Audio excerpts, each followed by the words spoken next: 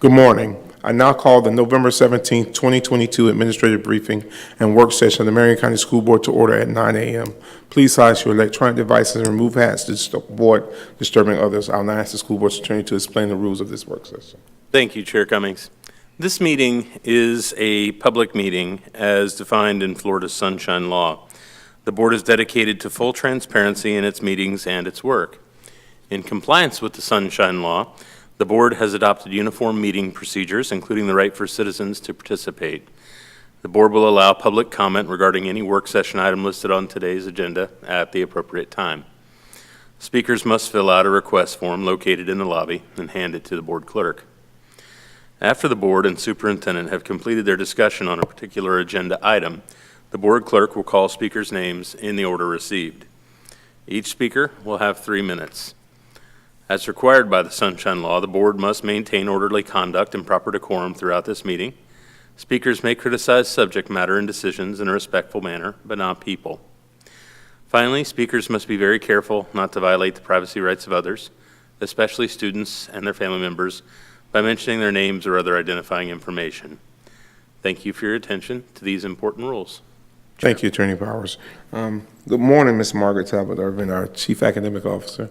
Sitting in for our Superintendent. Good morning, Board. As a reminder, on behalf of Superintendent Gullett, the finalization of legislative priorities will need to be discussed during a work session in December. Thank you. All right. We will now start with mental health is not going to be presenting this morning, Board.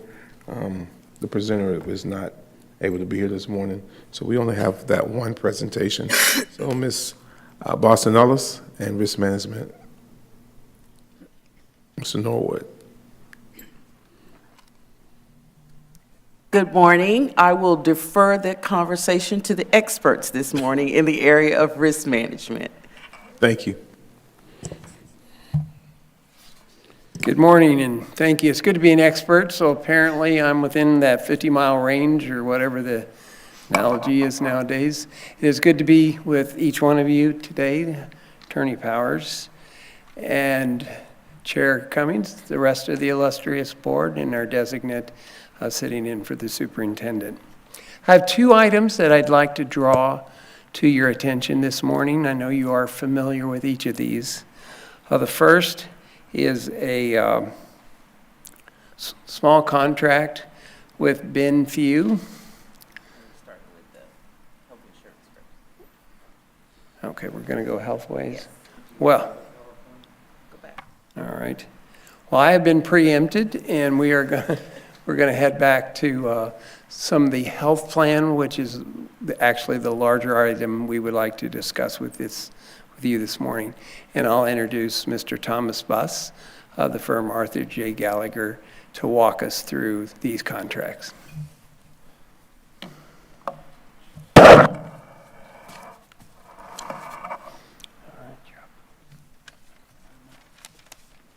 Board, good morning. Thomas Buss with Gallagher Benefit Services. Thank you for having us today. On behalf of Risk Management, our team here in support of the district here with our office downtown, we're proud to come and give you an update for what we believe is one of the most critical strategic plans within the employee population for recruitment and retention of your people, and that is the Employee Benefits Program. We've made some material changes over the last 2 years. As many of you are aware, we've gone to a self-funded program. There's been a lot of ebb and flow. We've been stewards of the data. We have some updates that I think are very relevant this morning for not only where we are today, but the strategy, moving forward. So for the agenda this morning, we've got Florida Blue has what's called an administrative services agreement. As a reminder, they're your third-party administrator. They manage to your claims, your network, your discounts, and processing of that eligibility. Within your policy, you have what's called a stop-loss renewal. As a reminder, that's excess coverage. High-cost claimants, you have coverage over and above a certain threshold that's an additional policy built in force. We're going to talk to you a little bit about your pharmacy program, strategy, where it lands today, and potentially in the future, a way to sharpen the pencil further. Blue Medicare for our retiree population, think 65 years of age and older. Very important strategic component of your benefit portfolio and how that supports not only the P&L and the spend of the health plan of the district, but also the pocketbooks of those retirees of the district. Then we're going to speak to dental. We currently partner with Delta Dental. We have a renewal that's forthcoming that we'd like to update you on. And then most importantly, being good stewards of the RFP timeline. It's important that we keep the market honest. We look at the best options and alternatives in the market. So we want to give you a roadmap and a timeline of what that looks like as it relates to each of these. Starting with Florida Blue. This is our big item. We currently are in contract with Florida Blue in a 3-year term. So ASA stands for Administrative Service Agreement. Again, as your TPA, you all are funding your claims, your fixed cost, your stop-loss insurance. They, as the TPA, we pay them a per employee per month fee to manage the back end of your health plan's adjudication. So currently in the middle of a 3-year term, we have been in contract for 2021, 22, and would be for 23. That's the 3-year current term. We've put Florida Blue on notice as you had 2 one-year contract extensions that we would like to extend that contract for 1 year. In doing so, they said we would like to propose to extend it for another 3-year term, of which we said we appreciate the offer, but our intention is to take Florida Blue to market in the forthcoming years. With that type of reaction, a health insurance carrier always is going to posture to say, well, we need to take a step back and see what we're doing next for Marion County Public Schools strategically and financially, part of the negotiation process. So initially, they proposed a 3-year extension. That timetable is 2024 through 2026. That overlapped the RFP spread that we intended to take them out to market. And we said, listen, we need your best offer, and they came back with an escalation of a $203,000 increase over a 3-year period, or 6% more than today. So as we continued to negotiate, we said, listen, the district has a plan, and we need you to step up and execute a 1-year offer, or if it is willing to execute that second 1-year term, which is in your current agreement, a total of a 2-year extension, show us that. So on the screen that you see here, the packets in front of you, you've got 2 options. The first I just described. The second is going to be our recommendation.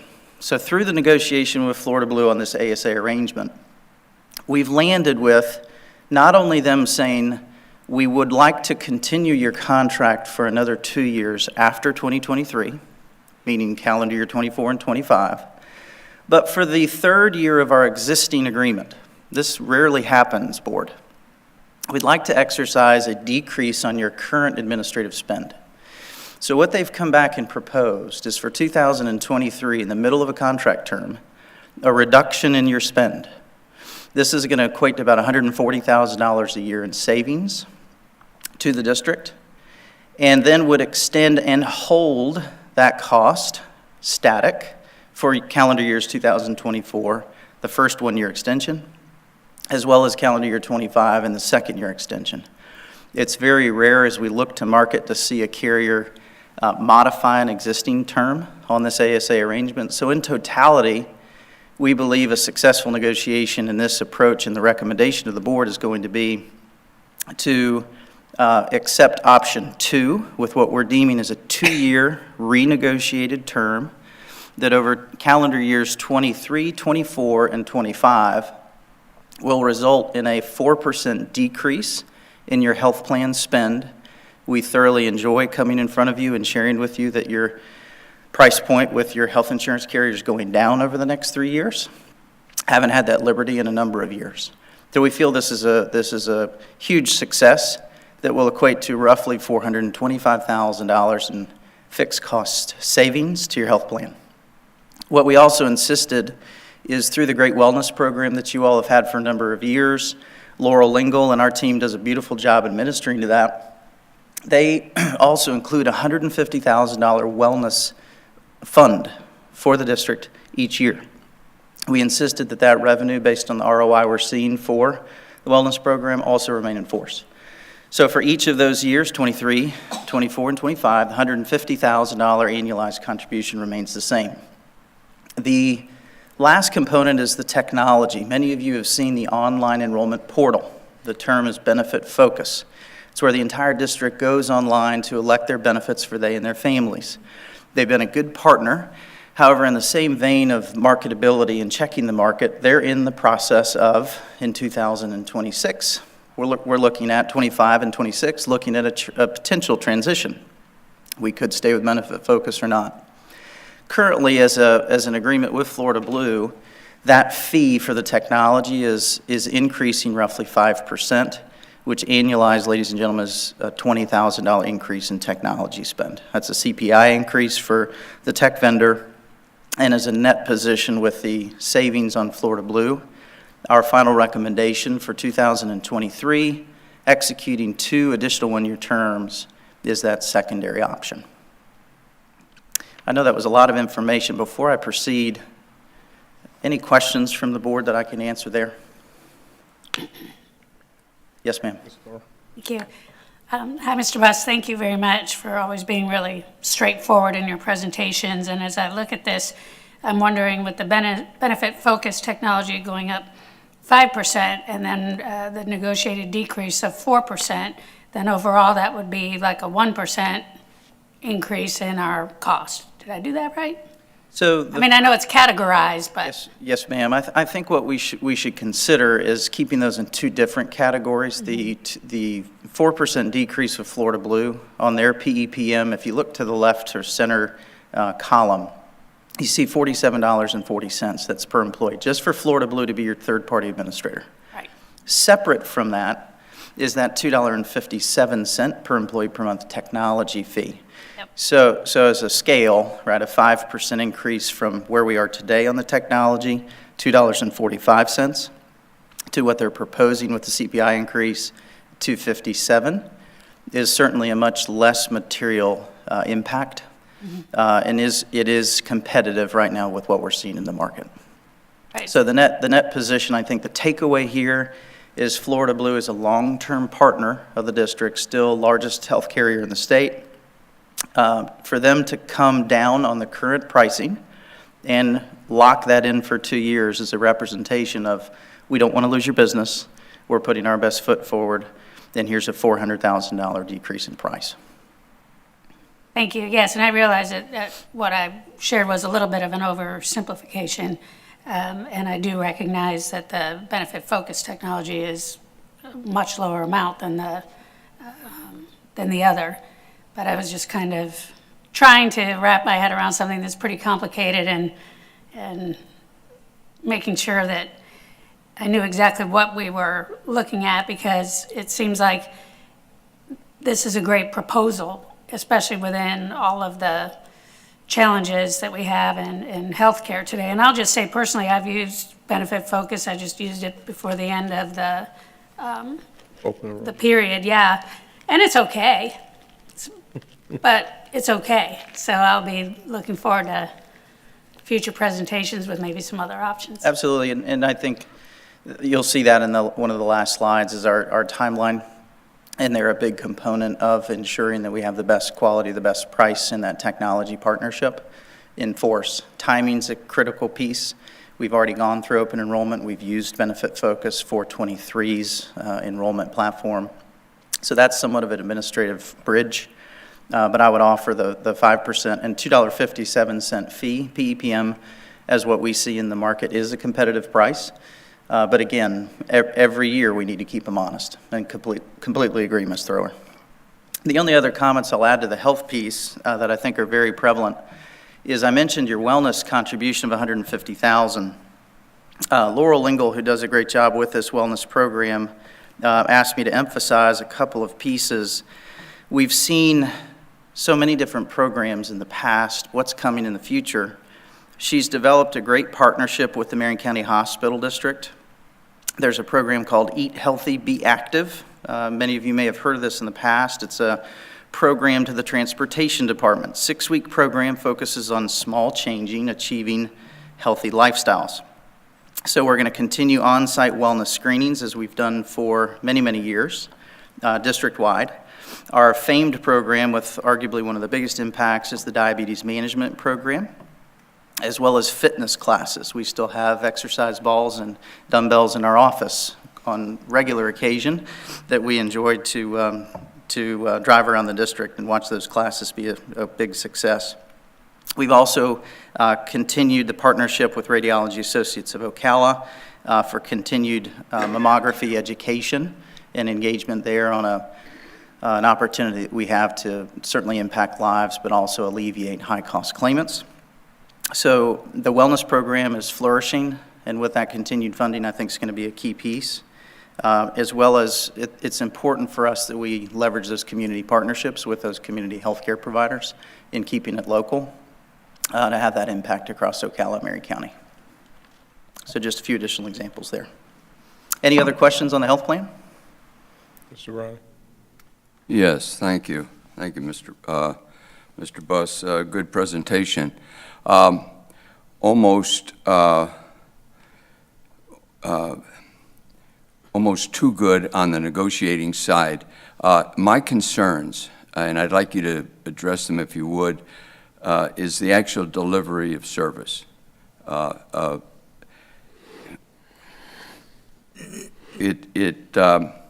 Negotiating, I love negotiation, and I love getting the price down, and things sound good, and it brands well. However, the reason you have health care is for folks that need health care. And as an individual, you have very little leverage when you need these services. And I applaud you for keeping the price affordable for the taxpayers. But in addition, when you become over, and I'm just going to say over, adversarial in negotiating, it's no longer becomes real beneficial for the supplier of the service. And I've seen this, and I'll just hypothetically cite an example, and perhaps you can just elaborate around how any employee would become involved in this and have a real positive outcome. I'm hypothetically, individual needed health care, clearly needed health care, could not get a simple appointment for a couple of weeks at an orthopedic clinic, couldn't get that appointment. We were finally able to, when we, say on the board level or the superintendent level, found out about it, we were able to pull some strings and made things happen immediately from a healthcare point of view. Could you elaborate, or just like the other side of that negotiation from the supplying of Florida Blue, supplying of services? What is the individual staff member who's ill? What can they expect? Because ultimately, people walk. When you negotiate for salaries, it sounds great to have teacher salaries be low, but the other side of that is they walk, and anybody would. You would if you weren't being compensated properly. So could you do that? Could you talk on the other side of it from the point of view of that supplier and from the point of view of the staff member that needs medical care? I'll take the first with Florida Blue's perspective. Any municipality in the state of Florida, Mr. Browning, is a critical client of any commercial health carrier. Florida Blue, United, Aetna, Cigna, Humana. And the reason is they have networks of providers. Your orthopedic surgeon example is perfect. By way of attaining the business of a school district, a county, a city, a town, typically your larger employers in any market, allows them the volume of enrollment, the premium revenue, to take a market position with those providers to negotiate contracts. This has been going on for years in the provider community. So now we're going to transition to the second piece, the employees of the district that show up at the orthopedic office with their Florida Blue card to an in-network provider of Florida Blues. There's already a pre-negotiated contract between that orthopedic office and Florida Blue for the reimbursement schedule based on the code set of what that surgeon may provide or that care provider may provide to the district employee. The more employees, or what Blue Cross calls as members, they have in any given market, the more strength they have in negotiating the price point of the discounted or reimbursable amount of payment they give to the orthopedic surgeon for care. Volume of enrollment, school district as a client, helps Florida Blue maintain a network position of the lowest discounts and pricing that, one, the employee pays out of pocket, and two, the district ultimately pays in your self-funded health plan. That claim is filed to Blue Cross. They send a monthly invoice to Teresa, which is reviewed, approved, audited, and paid. The lower the price for that orthopedic visit, the more it helps the district's P&L. The lower the price for that orthopedic visit, the lower the out-of-pocket cost it may apply to that employee's health policy. So down the line from health carrier to employee and then subsequently to the district itself, I think that flow and that network of negotiation is critical in that pricing and marketability. Did that answer your question? Somewhat, but on a practical basis, how would you know? How would this system deal with service, medical care that's not being given? Let's say it breaks down. Let's just say anything that's designed by man can break down. When it breaks down, what are the guarantees? And how in the world can we have at least a 5 or 6% inflation rate. How in the world can they look out? Are they overcharging to start with? It makes me very suspect when I see numbers that are too low. It's like, well, wait a minute, maybe they're not delivering, or wait a minute, maybe they started too high, or like that. Could you? And this is informal. This is a workshop. I'm not trying to put you on the spot. I'm trying to kind of, shine a spotlight out from that individual. Today, you feel bad. You've got a little bit of a heart issue. Maybe your blood pressure's high and maybe your pulse is running fast. But you can't get through risk management to get to a doctor, cardiologist. What kind of safeguards do we have in there?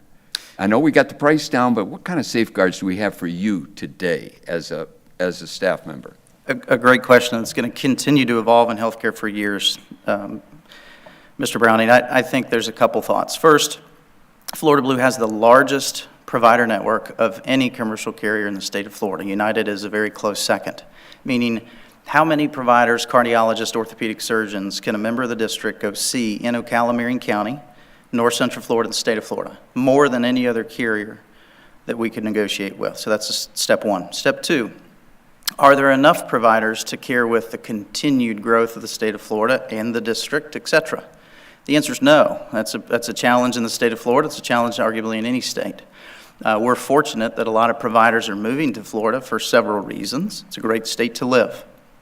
However, the check and balance would be if they can't get to see a certain provider, do they have alternatives that are also in the same network at the same price point? The answer is yes. So then it becomes a decision of the employee. Well, I want to see this physician. Well, are there other choices? Have you explored those? In many, many specialties, there are multiple, tens, hundreds in some instances, of all in-network providers that an employee could choose from. So certain times, it's employee selection, right? And then where the 21st century's taken us is now virtual healthcare. COVID was a catalyst behind that as well. So now if I'm unable to go to brick and mortar to see the physician of my choosing, what if I need to stay at my home, sign into my laptop, and visit with my doctor on the computer? Can I do that? The answer is yes. Many more physicians are starting that delivery of care. And then coupled with that as a further subset is what you have as a program called Teledoc, built into your health plan. An employee on less severe claims, you're not going to go speak to an orthopedic surgeon in Teledoc, but think primary care prevalent. That is a perfect telephonic and virtual solution with board-certified physicians all over the country that the school district employees have the ability to call, video chat, connect with for any simple primary care solution. So as the volume of healthcare demand increases in our country, the supply of providers to deliver that care, at some point the line will cross, and this is a conundrum that the medical community continues to discuss. So what solutions and creative solutions can be put in place? I think virtual and telehealth care is going to be a future deliverable that's going to bridge a gap for a lot of the more simple primary care, which arguably 75% of the care we receive every year. The specialty care, or the other 25%, we're still going to have to provide them education, access, which we do. Where can I go for the best quality, the best price of care, even if it's not the physician that I want to see that can't see me in 2 weeks? There's potentially 1, 10, 100 more in that specialty category that could see them sooner if they call and we can advocate for them and compare the cost and the quality. Wow, well, that's, that sounds positive. So short answer, you're indicating to this board that individuals are going to be able to get to health care. Yes, sir. Okay, and if they can't, what's their alternative? What would you say? What's the alternative? If they run into a roadblock, help me with that. We are their local servicing consultant. Our office is a block south of the downtown square. Okay, They're welcome to call us, walk in, and we are very, very well apprised and fortunately networked with the medical community. And not only do they have advocates through Terry Norwood's office, risk management, as well as the superintendent and the board, they have advocates through our office, and we take a lot of pride in the service deliverable, rolling up our sleeves and making outbound contact to the provider community saying, we have a school district employee that needs care, we need support. How can we find a solution? So I would offer they've got an army of people behind them to support them to find care. Excellent, excellent. You're a great communicator. I appreciate the answer. That's My pleasure, that's sir. what I was looking for. Thank you. Moving forward, the second component of your stop loss renewal, your healthcare renewal, is the stop loss. This is the component for excess liability coverage, a high-cost claimant. I have a big surgery, I have cancer treatment, I have an automobile accident, I'm in the intensive care unit for a number of months, high-cost claims. So as we initially built your stop loss proposal and policy, we partner currently with a company called ISU. They're a partner company of Florida Blue. Today, you have a stop loss policy with, what is that deductible? How much, Thomas, would we have to pay out of the school district's budget for a healthcare claim before this policy would trigger? The answer is $350,000. It's called a specific deductible to your policy. Annually, that premium is $2.059 million for this policy that the district pays, annual premium. We received your renewal for January 1st, 2023 at the same specific deductible level with an increase to $2.3 million. In that renewal included two what are called laser claimants. Laser, by definition, are claimants that the stop-loss carrier is no longer willing to underwrite directly for their continued treatment of claim. You have a transplant claimant. You have a multifocal motor neuropathy claimant.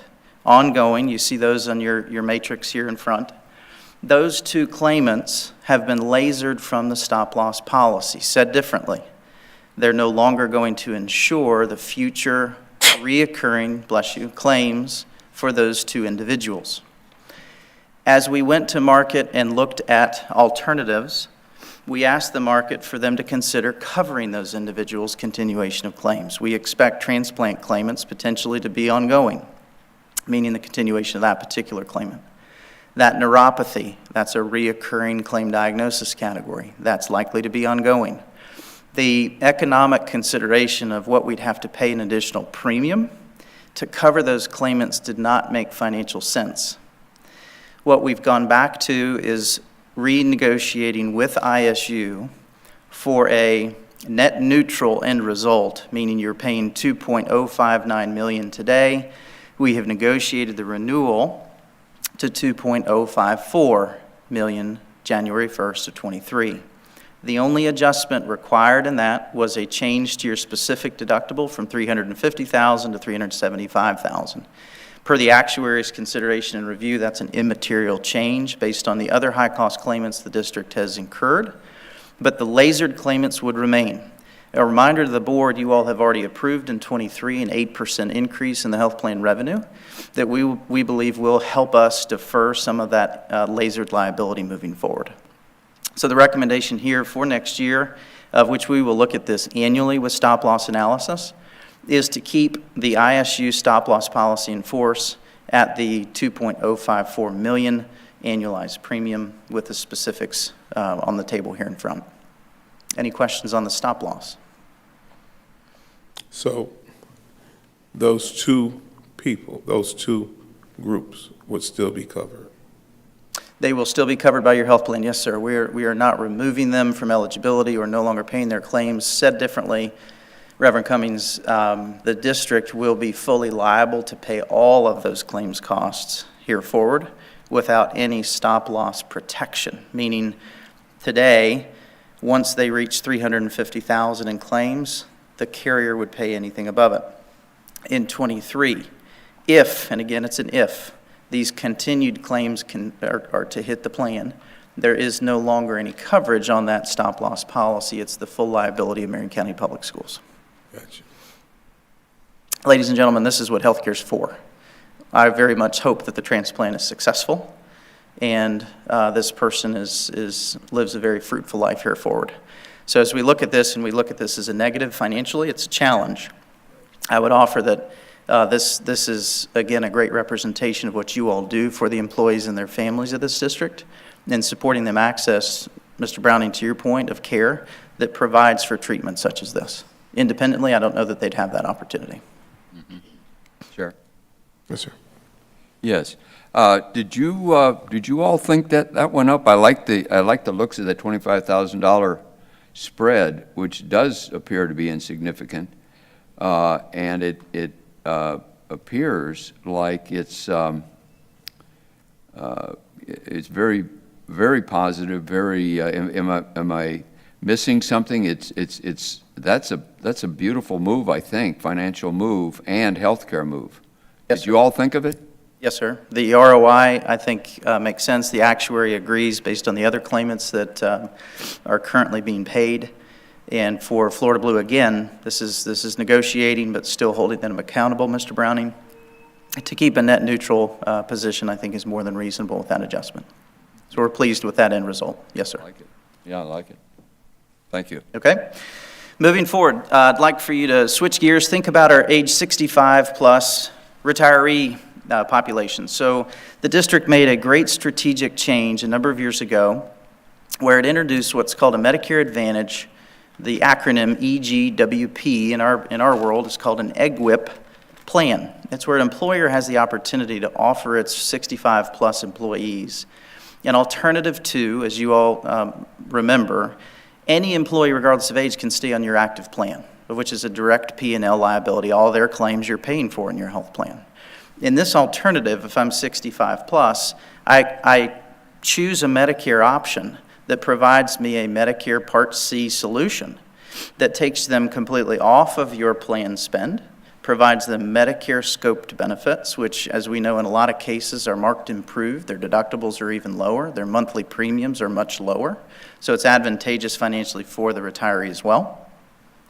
In 2021, to give you a little history, we saw a 10% rate decrease in this program. 22, there was no change. 23, however, think post-COVID here, there has been a rebound in claims utilization. We are seeing a 10% increase on the plan. The majority of this population, 174 enrolled members, district-wide at this point, on the Blue Medicare Elite Platinum program, and a 15% increase on the Blue Medicare advanced PPO, where there's only 22 members. Each year, we do retiree education meetings. Our team, Angela Hooper, Florida Blue, comes down. We host them here on this campus. And we usually have a great audience that comes in and asks very technical Medicare-related questions. And this is a key component of recommending this as it compares to traditional Medicare, Medicare supplements, and then analyzes that against the current plans that you offer.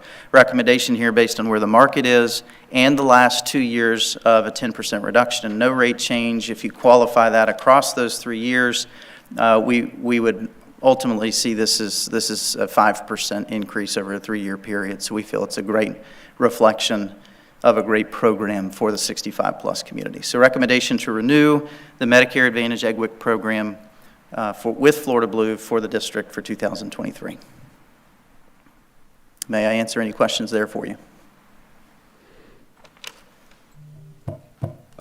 Chair?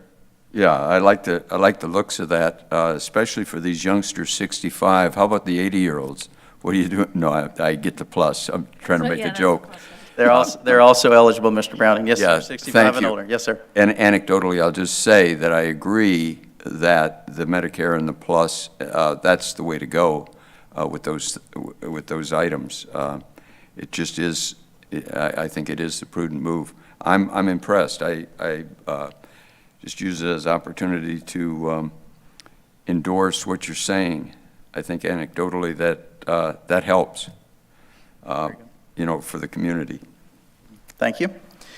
All right, on to dental insurance. Delta Dental has been our partner now for a 3-year period. We're doing a 1-year extension with Delta for 2023 with a 10% increase in our dental fees. As a reminder, there's no board P&L exposure to this. This is a voluntary benefit to the employees of the district. Delta's been a good partner in terms of network, claims, payment, timeliness, adjudication. Service has been very, very good. So as dental trend on average runs between 5% and 6% per year, this 10% increase is a representation of the district's dental plan is, from a loss ratio perspective, higher utilized, meaning we're seeing a good clip of dental claims. The 10% change, while over trend for 2023, was justified. However, 2024, Delta Dental is also suggesting a not-to-exceed additional 10% renewal over 2023's rates. We will check that with the market, as we think that may be a little aggressive on Delta's behalf, and we'll see if we can get that pencil sharpened as well. So an update for 23, this is in force at a plus 10%, 24 and 25. We'll come back to you with additional recommendations. But again, an employee-paid voluntary benefit. Any questions there? Okay. Now, this, I think, is the most strategic slide of all, and I appreciate you bearing with me. I know this is riveting information first thing in the morning. We have the timeline, and this is critical for making sure the return on your investment of your health plan and your entire employee benefit strategy is carried out. So in 2023, this next year, we're going to be doing a market analysis on your health plan's pharmacy benefits specifically. What's called a PBM, or a pharmacy benefit management program. We believe that the opportunity to ask the market for a tailored solution of just the medications that the district is utilizing at the best price point, you now, on a self-funded program chassis, have the ability to move your pharmacy program to a different vendor, not just Florida Blue's vendor. Today, they use Prime Therapeutics, a great company out of Texas. We believe that there could be some low-hanging fruit that could result, upon review, a great savings, potentially even more material than what we showed you on the ASA negotiations for 2024. So in next year, 23, we're going to be looking at your pharmacy program. As mentioned earlier, again, at your stop-loss policy, keeping a very close eye on those lasered claimants. In 2024, at this point, tentatively, we will be looking at your dental insurance partnership with Delta Dental and looking at the market for alternatives for the employees' out-of-pocket costs for the best quality and price on your dental partner. As well as I mentioned earlier, Ms. Thrower, your question about the benefits administration technology, while an increase on the CPI this year, we will be taking the technology platform to market during that time frame, following the specifications of the procurement department and making sure we follow the letter of those contracts that Mr. Norwood and his team do a great job managing too. 25 for 26, with the approval of the 2-year term we just negotiated with Florida Blue, we'll take Florida Blue to market.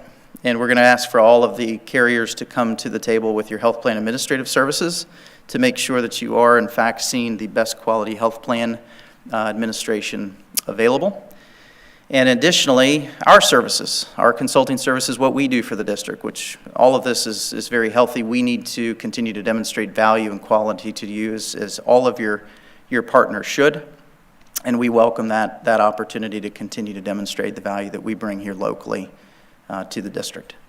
So as we move forward, I think it's important to note that we have a lot going on. Ms. Boston Ellis, Mr. Norwood, and our team take a lot of pride and passion in this.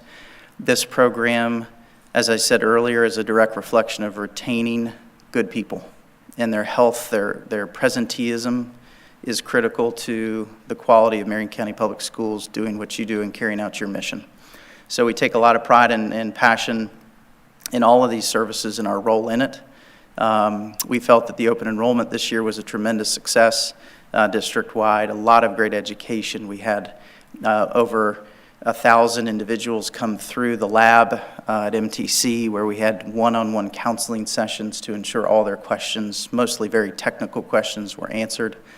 And to have that one-on-one service, I think, is really a differentiator. That's where you really understand families, what needs are, and make sure that they're correctly aligned with the benefits.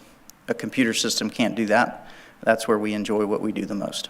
So I appreciate the time this morning. That's all we had for you. Any closing questions or comments, I'd be happy to entertain. Ms. Thor? Thank you, Mr. Buss. And again, I always look forward to these presentations every year. In fact, it had been in the back of my mind, but we'll probably be seeing Thomas soon because it's so important. This is such a critical piece of our success. And thank you for sharing this mission with us. Employee benefits are a huge recruiting and retention tool, and in this era of fishing from an ever-decreasing pond when it comes to public education, getting really great employees and keeping them, you're just such a great partner for us. And as a long-term employee, I'm going to start with the pharmacy benefit. The fact that you're going to be looking at taking that to the marketplace makes me happy, because I do remember a time when pharmacy benefits were not subject to the deductible. And back then, the deductible was only $100. Now, we're looking at, for an individual, $2,500 deductible.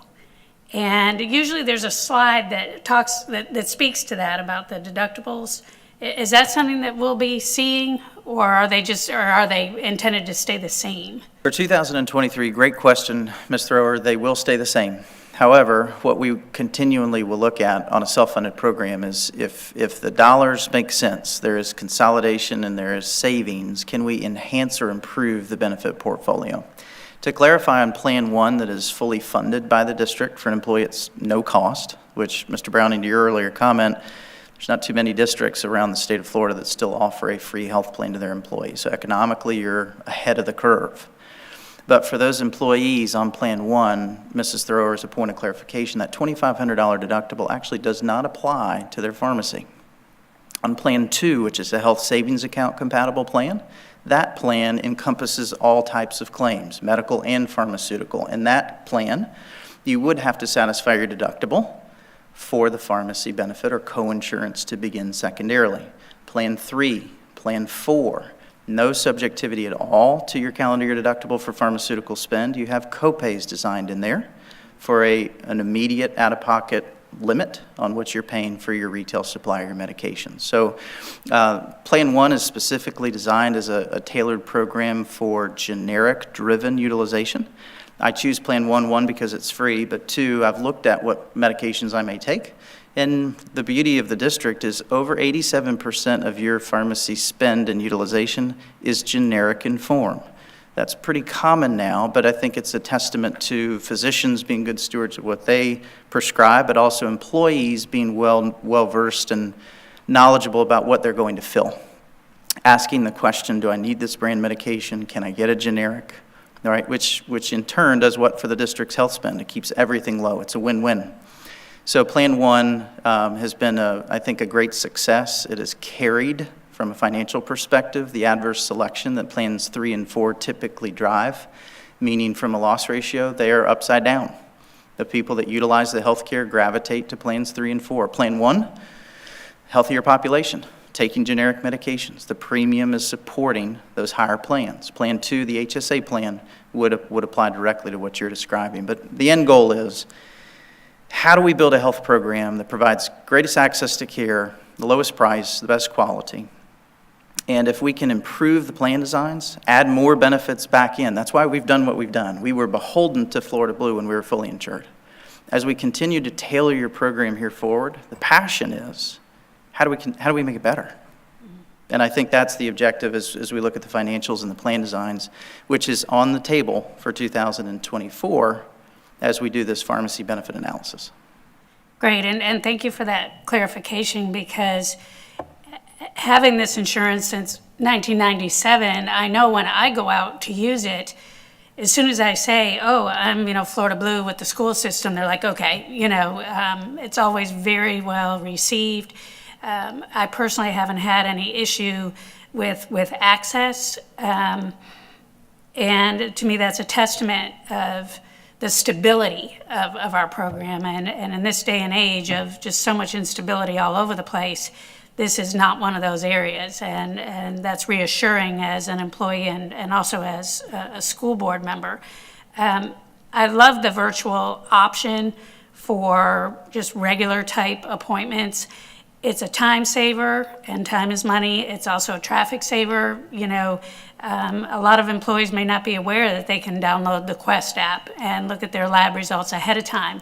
And if there aren't any red flags, to be able to just have that follow-up appointment with your physician virtually in, 10 minutes and you're done, rather than having to make that drive and wait for your appointment and all of that, is wonderful. And that's another area where you guys are just such great partners, because you're getting the word out and you're helping support us in our vision of doing all we can to do the basics of making ourselves healthier, of keeping ourselves healthy, being better educated.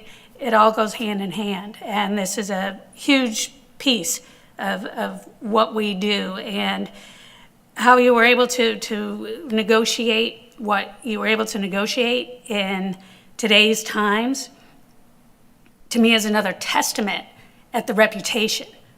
They want to work with us, because I don't think our checks ever bounce. And that's also something that's pretty critical in negotiating. We come from a very strong position, which is great.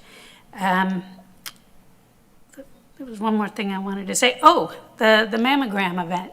I know we kind of had to put that on pause with the pandemic a little bit. Do we have anything in mind yet for getting that going again? That is scheduled in 2023 in partnership with Radiology Associates of Ocala. So yes, ma'am, that's coming back. Excellent. Glad to hear. All right. Had one in October. You did have the one in October. Okay. All right. Wonderful. Thank you. I thought you did, but then I didn't really hear too much about it. But it must have just meant that it happened, and the people that needed it went. Very, very well attended, correct, Laura? Yes, I think we had over 50. That's great, because that's one of those high-risk areas, right, that hopefully we're going to see some good results of that down the road, and Correct. as an Yes, ma'am. individual, it makes a huge difference. All right. Thank you. Yes, ma'am. Ms. King? I agree with what you were saying. I know we're in good hands, and I was reflecting on 3 years ago. It was probably about 3 years ago when you were introducing the teledoc to Marion County Public Schools, and I have to admit, I was skeptical. I'm like, what do you mean you're not going to see your doctor? Not having any idea what was heading our way, but that was, to me, is having a good vision, and it benefited us, and thank you for always being a good steward for Marion County Public Schools and your team, Ms. Boston Ellis and Mr. Nord, so thank you. Our pleasure. Thank you. Go ahead. Yes, thank you, Chair. Well, I like the I like the focus on getting better. That's great because it recognizes that you can always get better, and that's historically a goal of mine, and I think most board members. I also like the plus on preventative. Some of what I outlined earlier with programs, weight, alcohol, different, things that you pretty well know are going to be a problem. The idea of we have dental, only floss the teeth you want to keep, that kind of a thing, that sort of a mentality. I love the way you're presenting this, negotiating hard, in effectively arriving at savings, fiscal responsibility, but the benefits. I would like for you to, just based on what I've seen anecdotally, I'd like for you to really focus in on the idea of access. Just hypothetically that if in fact there is a problem, that it gets addressed from the point of view of the person, the staff member. Public education has an issue with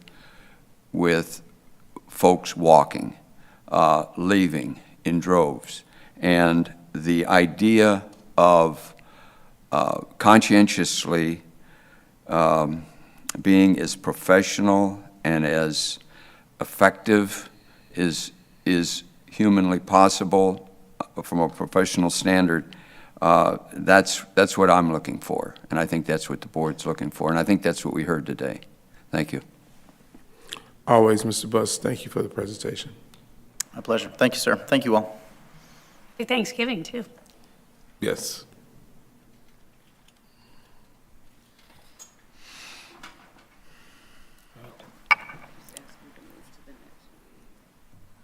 Hey, I do have a question, Thomas, Mr. Buss. We were talking about that Medicare piece. Yes, sir. Can you stop them folk from calling me on my phone? I'm just kidding. The spam call. I'm not Medicare eligible yet. Oh, but so.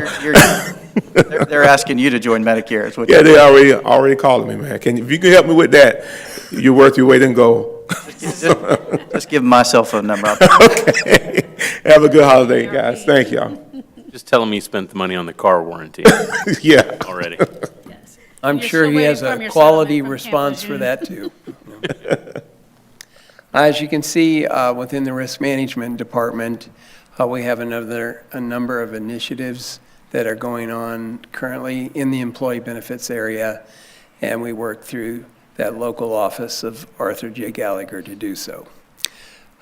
Your staff also addresses an area what's normally considered commercial insurances, property, liability, auto liability, general liability, and then another large area, workers' compensation. And I'm here to address a couple one-year extensions in those areas. The first is the Benfew and Company contract. Benfew is a kind of a boutique advisor, risk management advisor. I was trying to think of the best way to have an analogy or to explain this. I have several friends that are engaged in the law.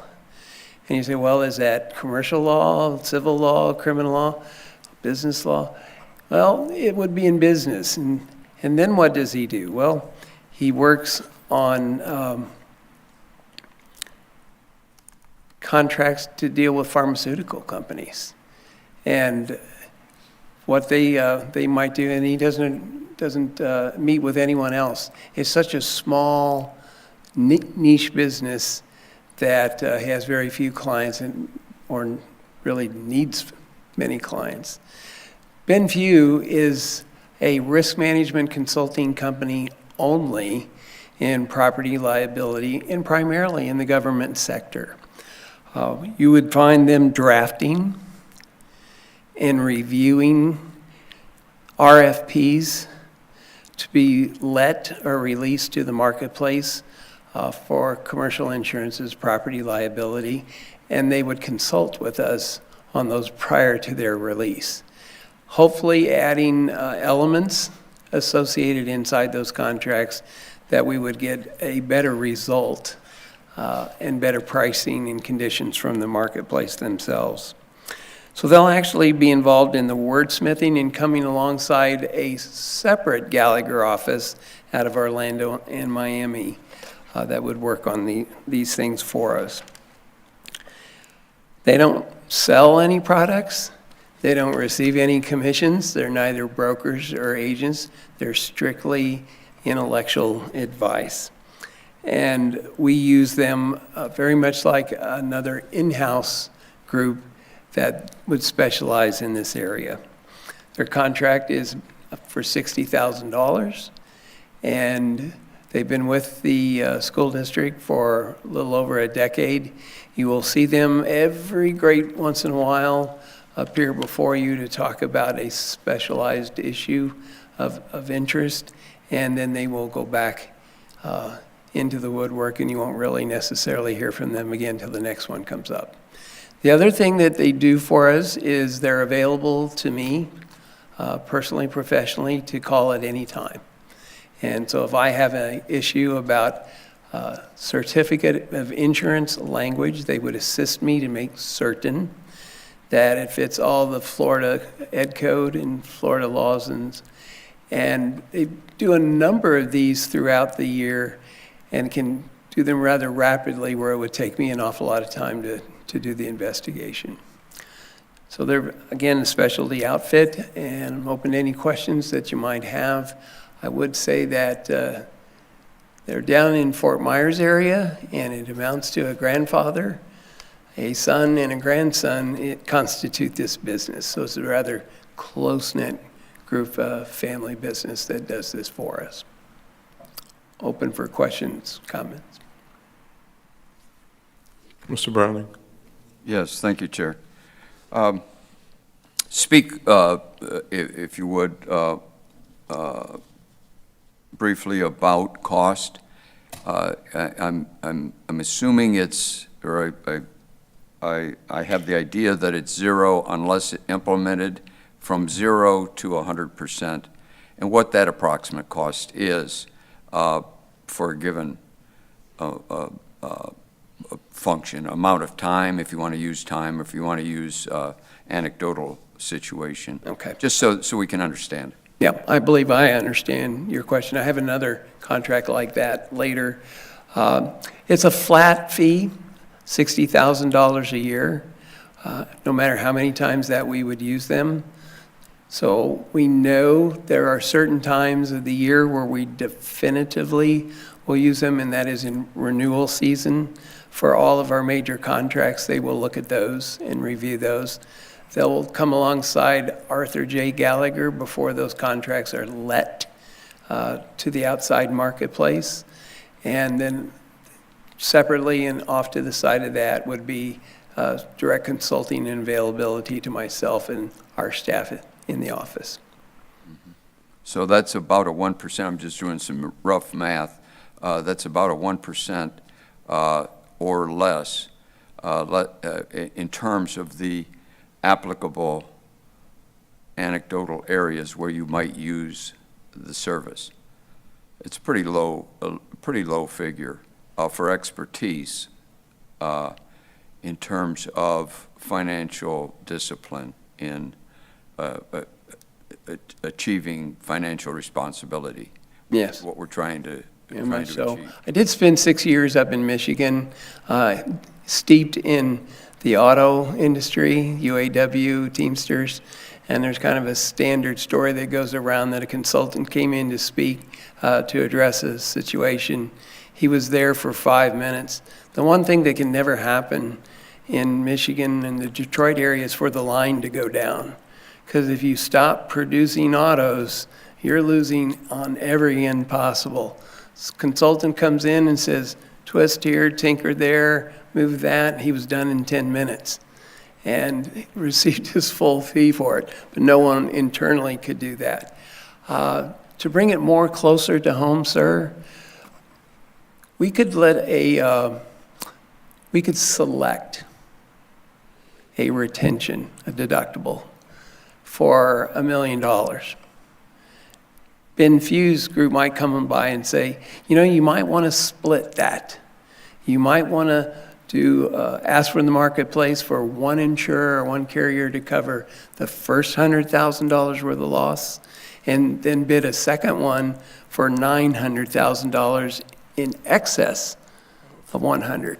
Well, why would you do that? Because there are certain people, certain firms, certain companies that want to be involved continually in that loss layer because they feel they have the internal expertise on their side to send safety engineers and consultants in to keep those losses down.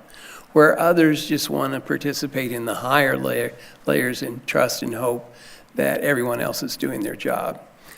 This is one of the other functions of Ben Few, to make certain that in the areas of concern in the development of law for education, that we are up to speed and running current with what we need to be aware of, and our contracts reflect that. Good explanation, thank you.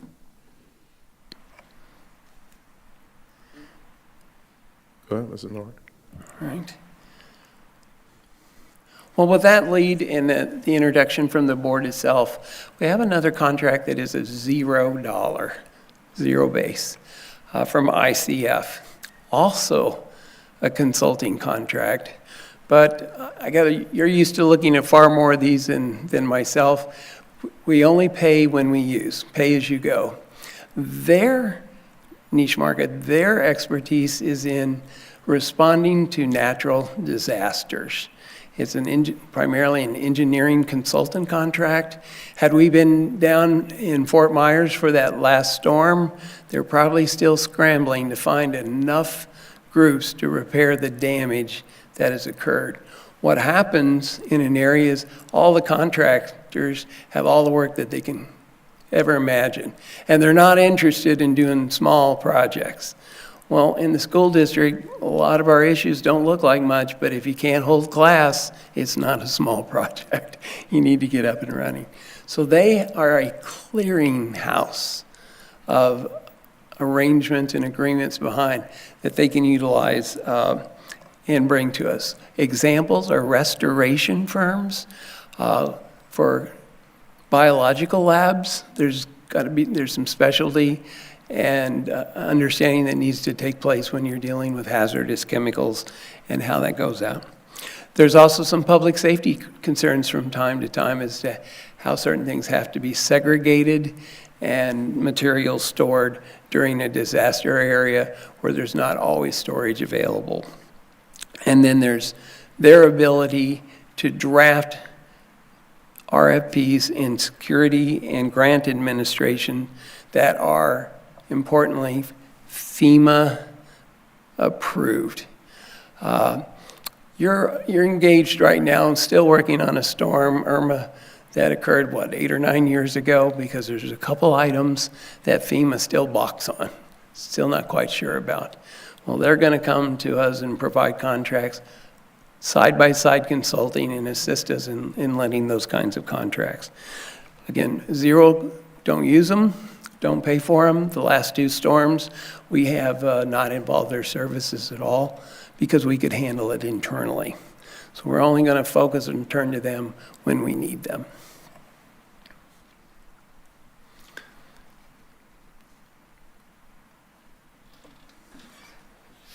Mr. Brown. Yes, thank you, Chair. I think this is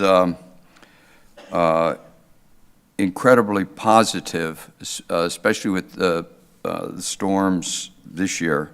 Sometimes we have a plethora of storms, and sometimes we get a pass. But Barb Dobson and Lieutenant Preston and Sheriff Billy Woods, I was really impressed with the understanding and the need they have to try to pay for the cost of dealing with storms, with issues like this, especially hurricanes, because quite often, you're dealing with things that you don't, it seems normal, it seems appropriate. So you don't really think there's a cost involved, but there is. And dealing with them, I just think from a financial stewardship point of view, having somebody that you can jump to and get answers when you need them, because you could be rusty as heck if we don't have storms. I know we had that about 4 storms, and all of a sudden, I mean, everybody was an expert. But 4 or 5 years later, you know, it was a new population almost, and nobody quite had it. So I like the idea of this. I like the stewardship nature of it, and I like the support of, like Barb Dobson, and superintendent, of course, that's who she works for, but in the board, but the and Lieutenant Preston over there. That was, I thought that ran exceptionally well, and those people do need backup and support. Thank you. Ms. Thor. Thank you. And thank you, Mr. Norwood. I really appreciated our conversation the other day in the background that you shared with me, because in the end, you know, we're all here to make sure that our students get the education that they need and deserve. And when disasters strike, to try to get the kids back, you know, in school and safely and getting all of our infrastructure up and functioning is a critically important task. So I'm very comfortable with what you're presenting, and just over many, many years, our risk management department has been stellar, top-notch, just amazing, and that's so appreciated. I appreciated it always as an employee, and I continue to appreciate it as a board member, so thank you. Thank you. Thank you. Yeah. All right. Thank you, Mr. Norwood. Good day. All right.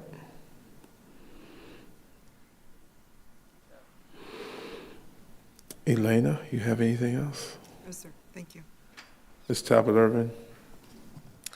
I do. Just on behalf of Superintendent Gullett, we want to wish the staff, family, students, and the board a safe, healthy, and happy Thanksgiving break. Thank you. Attorney Powers? Yes, sir. I just wanted to let the board know I will be prepared, or I have prepared, and will be making final tweaks to edits regarding content that reflect an increased focus on partnership planning and meeting for the interlocal agreements. And I'll leave open details of planned funding on those draft edits until completion of our impact fees for study and post-concurrency options, so that we can submit those for our panel discussion regarding the interlocal agreements. Essentially, as I discussed last time when we were dealing with interlocal agreements, it's important that we have a structure which allows for us to communicate regarding interlocal agreements or regarding school funding, and that recognizes the fact that we wish to continue to do so, and recognizes the work that the interlocal agreement working group has put into it. However, as to the actual content of what our long-term funding plans and solutions are, that is a secondary process that's going to have to wait for some of our fees to be, some of our impact fee studies to be completed, as well as the professional services that we've already put out there for review. So as I complete those drafts and get those submitted back to the working group for them to discuss at the panel, then Ms. Thrower, who is this board's designee for that, and I will continue to communicate on that issue as well. So I don't know if you wanted to add anything specifically to that portion of my comments, Ms. Thrower, but that's my intention moving forward. And then, of course, the board, prior to us making any formal adoption of any such policies, would meet, review, and make decisions as to the content that is specific. The drafts that I'm talking about now are primarily legal edit drafts, and ensures compliance and proper direction as set by the board during its discussions. You've really covered it, Attorney Powers, and personally, I'm just looking forward to this new era of collaboration and cooperation and communication come heck or high water. Thank you. And that's all that I have from legal for today. Thank you. All right. Mr. Browning? Thank you, Chair. Well, this is a wrap-up for the governor's plant down here. Board Member Browning, it's been about a year, a little over, and I think we're, myself notwithstanding, I think we're in better shape for the governor's attention, and really all of our legislators up there. Everybody is trying to make education in Florida a more successful endeavor, if I may. I'd like to say, I got a couple of things that I've listed. I'd like to say just in general, we've got to save public education versus private. I love private schools. I went to private schools, Catholic schools as a youngster. Also went to public schools, public university. However, we're losing the battle. We're going downhill, as we've seen quite often when numbers come forward. The four out of 10 that are actually achieving goal, the grade goal, is just staggeringly inappropriate for any organization. I've used the analogy before. The idea, it puts it in perspective. If you're Ford Motor Company, the gentleman was indicating he used to work up there, if 6 of every 10 vehicles that come off the line, if the wheels fall off, that company is not going to be around. And I think that's the situation that we have. We can brand, we can make things look good, we can say words, but that doesn't make up for failure. And failure is when students do not learn. We miss the educational side, and one part of that is missing the financial side. Financial side is just the prudent nature. I love the presentation we had today with that negotiation. I like some of the negotiation we have for employees, but I don't care for, and I think we're vulnerable to, the adversarial relationship of drilling down on prices at the cost of employees or the cost of education and the cost of failure. Because when you have failure, you don't exist as an organization. Secondly, safe schools. We've spent time on it. We must have safe schools. Safe schools are, that's a situation like a meteor hitting, and I use that as a metaphor for any emergency. And we do have a sheriff's department. We have a strong, serious, I think everyone in the county, with the exception maybe of the bad guys, feel really, really comfortable with the sheriff. We needn't start from scratch. We can take diligent efforts we've made so far and move those people directly. It's one person who is actually armed. And of course that, with 50-some schools, one person is really not effective unless they can get under the sheriff's guidance and the structure and that short chain of command. That's the key.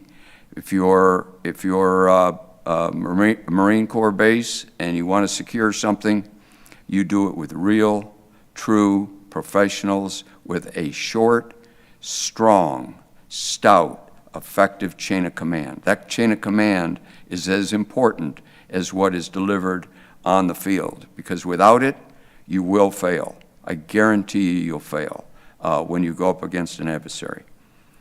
So the goal, I like, rather than criticism, I like the goal, or state the problem, because that gets you toward the goal.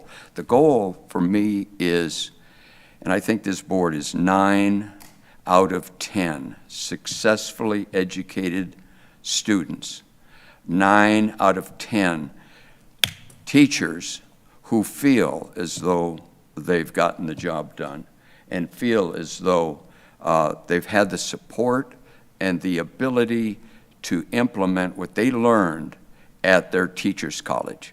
That is one of the most educated groups that we have in America, really in any society. And we must allow those teachers to feel as though the entire hour, for example, of a class session is effective. And eliminate, just eliminate, have no tolerance for this business of programs that come in that might cover up a teacher so that they might end up, and I'm just making this up by way of reference, but to put 10 or 15 or 20 minutes in the center, and you lose on both sides. You lose with discipline, you lose with all the issues, you lose with prepackaged programs that do not truly help a teacher. And if the teacher can be effective, the kids are going to learn. I'm a prime example. They took a lot of time with me, but I needed it. And once I got that, once I had those beautiful teachers that got a hold of this young man back in the early 50s, late 40s, early 50s, it was incredibly powerful. And that didn't come from some program somewhere. That came from a teacher who studied at a teacher's college and knew how to get the job done, and did it for this student and for all of the students' classmates. I mean, that's the way it was. You either made an A, you made a B, you made a C, a few made a D, and there might have been a couple of Fs around. And those Fs got moved forward somehow, some way. If you wanted to blow your summer at summer school, okay, fine, but that was kind of motivated you. And then families were involved. And I'll just metaphorically speak to a moment, because this is the key, the dollars that come in. Finance is important, but ultimately it's education. And how does finance really become an important part of education? And I'm just going to use some rough numbers to say if you take a $900 million and you divide it by our students, you end up with about $20,000 it costs to run a student through. Through a private school, it costs about half of that. So let's just roughly say $10,000. They don't quite use that much, but let's just say $10,000. Well, there's $10,000 left.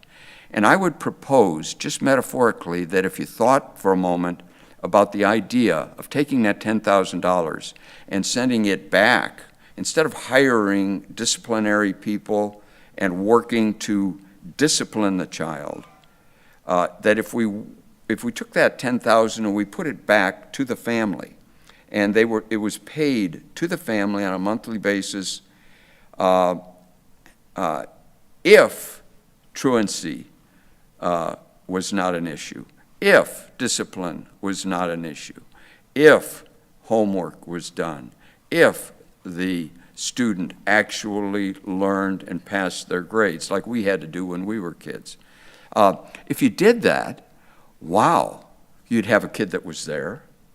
You'd have a kid that did their homework. You had a kid that paid attention in class. You had a kid that, and so it doesn't take much imagination-wise to see effective teachers. And if a teacher is effective, then students are effective. A board is effective. administrative staff is effective. We're all effective. We all get the job done. So that's just a little bit of a plan that might work. Adversarial. Another item that I see is adversarial negotiation. That is, we get in a negotiating adversarial on two sides of the table quite often with dollars for pay, for example. I would like to see it done in a less adversarial and more open setting. We go behind closed doors and it becomes quite adversarial in the sense that we're trying to get away with what we can get away with, and the others, I guess, are trying to put forward what they would like to have. And what I'd like to see done is more open, more like when folks come up here and talk. We had some social workers come up, and they get their ideas out. And we talk about these things. It shouldn't be behind closed doors, for example.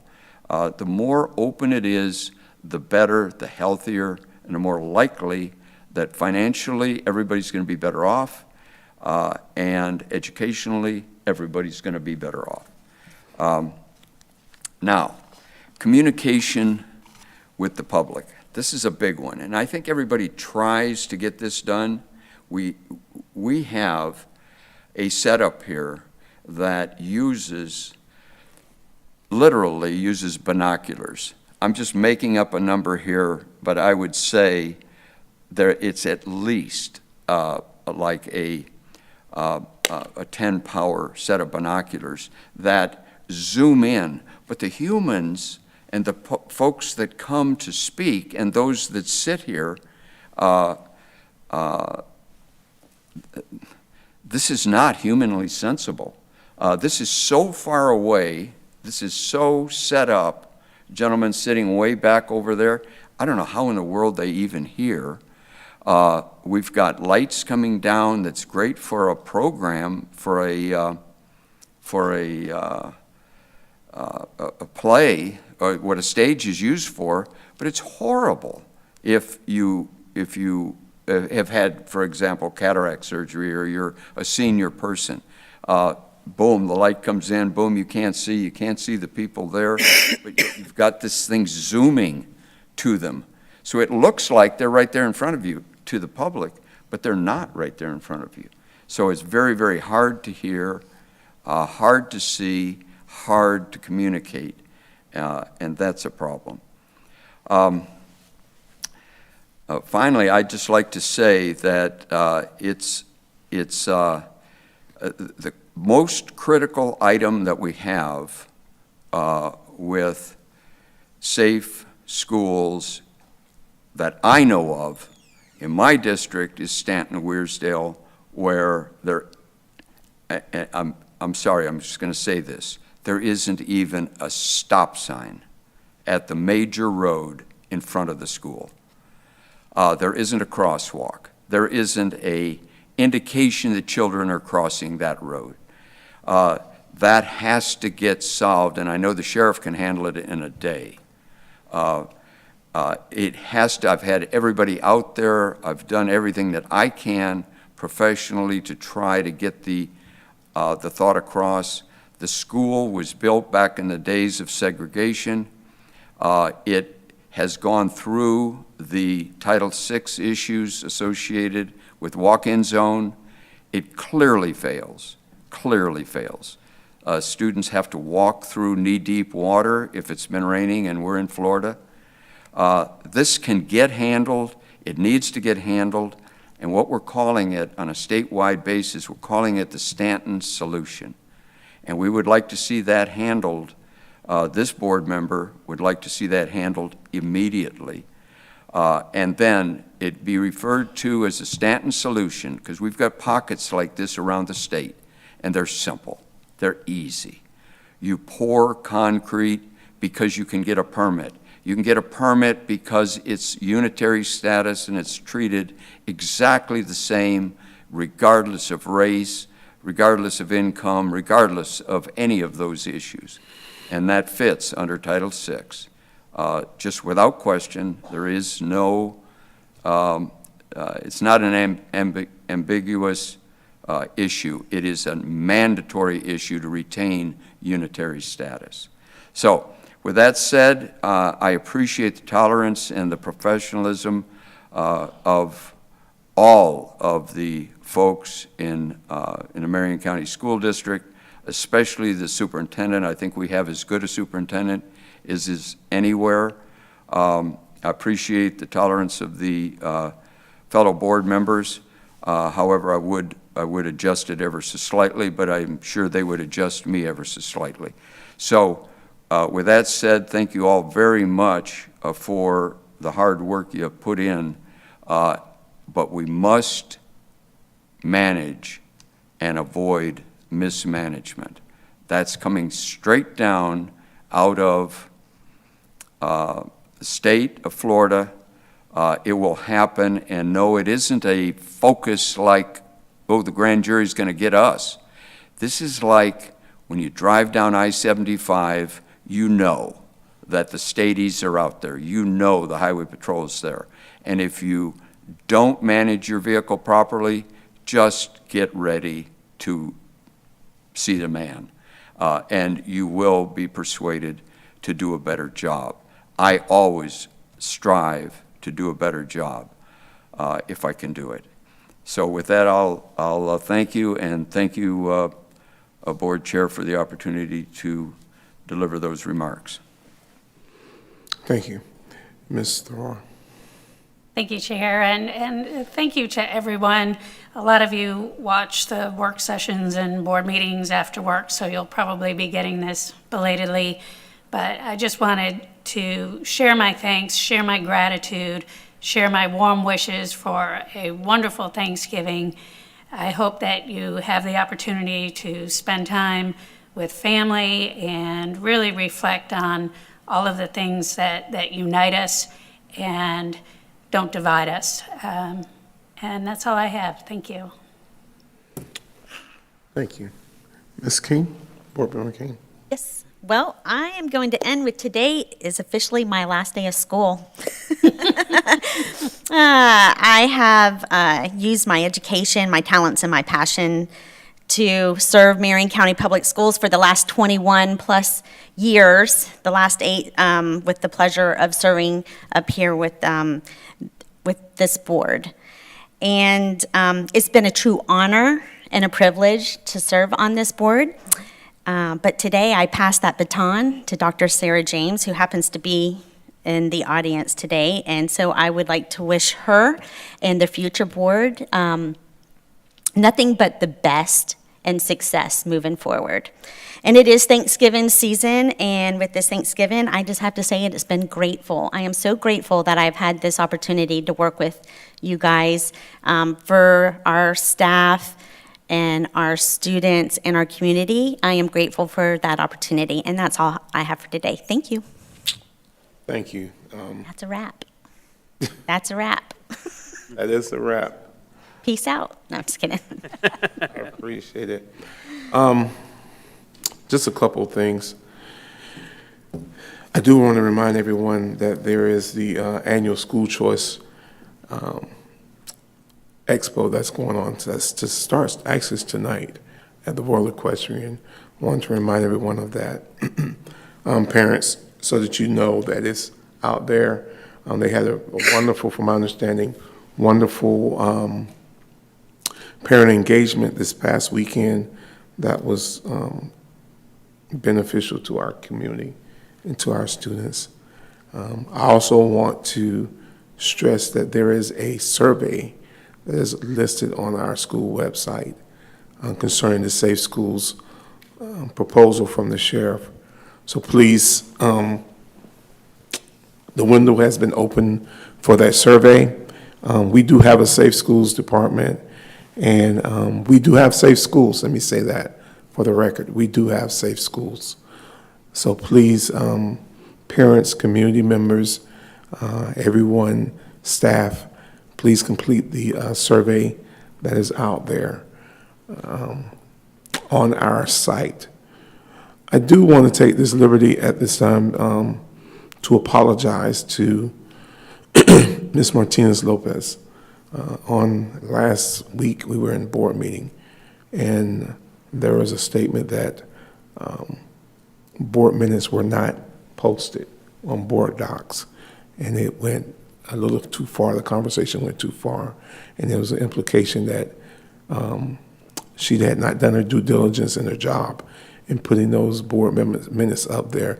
The board minutes were attached to the document, to our board docs document, and I as the board chair, want to apologize for her because I did not step up and say it at that time, but I appreciate your hard work, Ms. Martinez Lopez, and for your diligence in making sure that those board minutes are attached to every one of our meetings when we need to, when they're supposed to be there. Also, thank you, Board Chair. You're welcome. Also, I do with a heart of heaviness, I want to let our district know we had an institution in the personality of Mr. Clyde Niesman, who served for many, many, many years at North Marion High School in the north side. And on last Saturday, he passed away. And just talking to Ms. Thrower and others around the district, it was suddenly, and it caught a lot of people by surprise. But I ask that we continue to lift up the Niesman family in our prayers and our thoughts. And we will be having his homegoing service on this Saturday at 11 o'clock at New Covenant Missionary Baptist Church. So please keep Mr. Niesman in your prayers, his family in your prayers. Many of us knew him outside of school and know that he was a larger-than-life personality, big bear of a man, but a wonderful smile, wonderful personality. So please keep them in your prayers.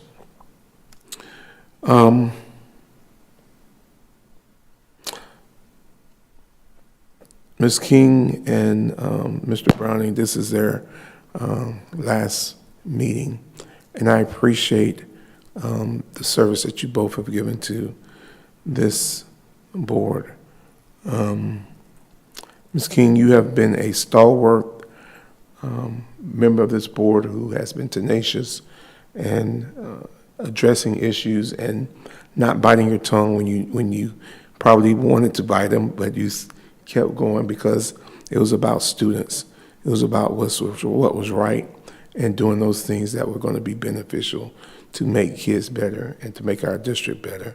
I thank you for your insight and your expertise in serving here on this board for the last 8 years. Mr. Browning, as you stated today that the governor sent you here as a plant. I didn't think you would say that out loud, but you said it, and I was like amazed. Wow, he said that on air. That made me alter what I was going to say to you. And I want to be very tactful. I wish you well in your departure from this board. I would have thought that after being on the board with us over a year, that there would have been at some point in your departure that you would have taken the moment to at least not criticize the district, but to encourage this district, to not belittle this district and insinuate, but to have uplifted this district. We may not be perfect district, but God knows we're not the worst district. And to end on a note of talking about mismanagement, we understand that if we do it right every day, we don't have to worry about getting it together because somebody's looking at us. And we have people in place in this district who do it right every day and who are not worried about those times because somebody say they're watching us. We have a tremendous staff, tremendous people that work in our district. And I'm truly grateful and thankful for all those that have worked here that have been criticized this last year, from our audio, visual people, from our executive officers, to our directors, to our academic, and all of the people that have been belittled at some point this past year. I want to thank them. It has been a tough year, but we got the motive. The intent and the motive was just revealed to us today. So, but I wish you well, Mr. Browning. You've been passionate about Stanton Waresdale. You have pushed the issue with Stanton Waresdale. You stated today that the sheriff can get it done, and I think you need to take it to the sheriff and let the sheriff get it done. Again, but I wish you well in your departure from this board. With that being said, this meeting is going to be adjourned at 10:36 a.m.